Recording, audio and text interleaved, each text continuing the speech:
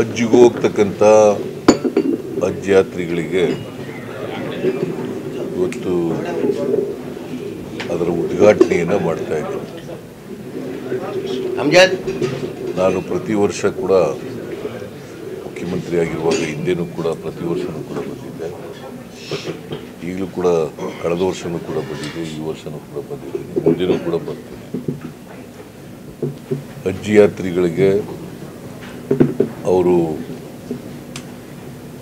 ಅವರ ಪ್ರಯಾಣ ಸುಖಕರವಾಗಿರಲಿ ಅಂತೇಳಿ ನಾನು ಹಾರೈಸ್ತೇನೆ, ಅವ್ರಿಗೆ ಶುಭ ಕೋರ್ತೇನೆ. ಈ ವರ್ಷ ಸುಮಾರು 10,168 ಜನ ಯಾತ್ರಿಗಳು ಹಜ್ಗೆ ಹೋಗ್ತಾ ಇದ್ದಾರೆ. ಅವರೆಲ್ಲರಿಗೂ ಕೂಡ ಅವರು ಆರೋಗ್ಯವಾಗಿ ಬರಲಿ, ಪ್ರಾರ್ಥನೆ ಮಾಡಲಿ, ಸಮಾಜದಲ್ಲಿ ಸಾಮರಸ್ಯ ಸೌಹಾರ್ದತೆ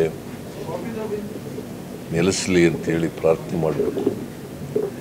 ಯಾಕಂದರೆ ಕುವೆಂಪು ಅವರು ಏನು ಹೇಳಿದ್ದಾರೆ ಅಂದರೆ, ಸರ್ವ ಜನಾಂಗದ ಶಾಂತಿಯ ತೋಟ ಆಗಬೇಕು ನಮ್ಮ ಸಮಾಜ ಅಂತೇಳಿ.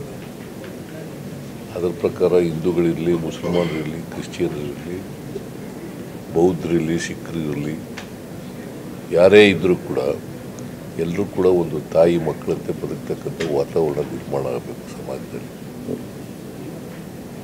ಅದಕ್ಕೆ ಅಂಥ ವಾತಾವರಣ ನಿರ್ಮಾಣ ಆಗಬೇಕಾದ್ರೆ ಎಲ್ರಿಗೂ ಆರ್ಥಿಕ, ಸಾಮಾಜಿಕ, ರಾಜಕೀಯ ಶಕ್ತಿ ಬರಬೇಕು, ಅವರೆಲ್ಲರೂ ಕೂಡ ಸಬಲರಾಗಬೇಕು.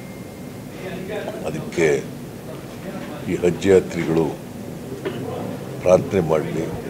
ಮತ್ತು ಈ ಆರ್ಥಿಕ ವರ್ಷದಲ್ಲಿ 24-25ನೇ ವರ್ಷದಲ್ಲಿ ರೈತರಿಗೆ, ಈ ರಾಜ್ಯದ ರೈತರಿಗೆ, ದೇಶದ ರೈತರಿಗೆ ಅವರ ಒಳ್ಳೆ ಮಳೆ ಬಂದು, ಬೆಳೆ ಬಂದು, ನಾಡಿನ ಸಮೃದ್ಧಿ ಆಗಲಿ ಅಂತೇಳಿ ಪ್ರಾರ್ಥನೆ ಮಾಡಬೇಕು ಅಂತೇಳಿ ನಾನು ಎಲ್ಲ ಯಾತ್ರಿಗಳಿಗೆ ಮನವಿ ಮಾಡ್ತೀನಿ.